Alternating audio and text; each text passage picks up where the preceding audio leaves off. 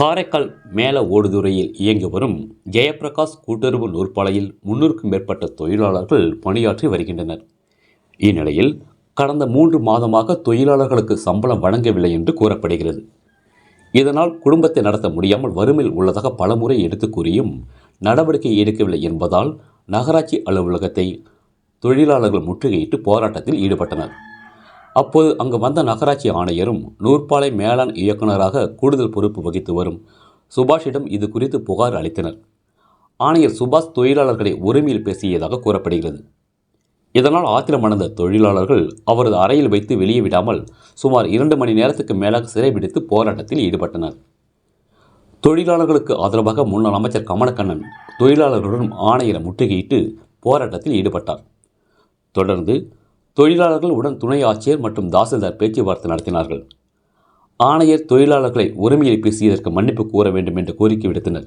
சுமார் 2 மணி நேரத்திற்கு மேலாக அதிகாரிகள் பேச்சுவார்த்தைக்கு பின் ஆணையர் தொழிலாளர்களிடம் வருத்தம் தெரிவித்ததாக கூறப்படுகிறது. பின்னர் சம்பளம் குறித்து விரைவில் நடவடிக்கை எடுக்கப்படும் என்று தெரிவிக்கப்பட்டதன் பேரில் தொழிலாளர்கள் போராட்டத்தை கைவிட்டனர்.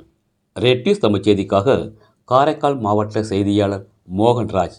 செய்திகளை உடனுக்குடன் தெரிந்து கொள்ள ரெட் நியூஸ் தமிழ் சேனலை சப்ஸ்கிரைப் செய்யவும்.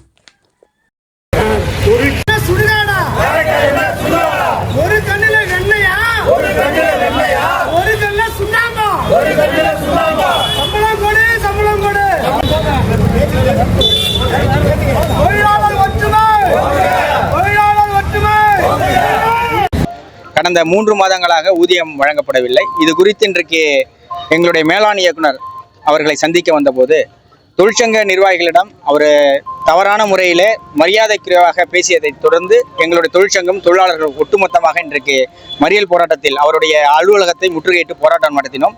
மாவட்ட துணை ஆட்சியர் மற்றும் காவல்துறை அதிகாரிகள் ஆகியோர் வந்து இந்த பிரச்சனை சமரச முறையில் தீர்த்து வைத்திருக்கிறார்கள் என்பதை தெரிவித்துக் கொள்கிறோம். 3 மாதங்களாக ஊதியம் வழங்கவில்லை.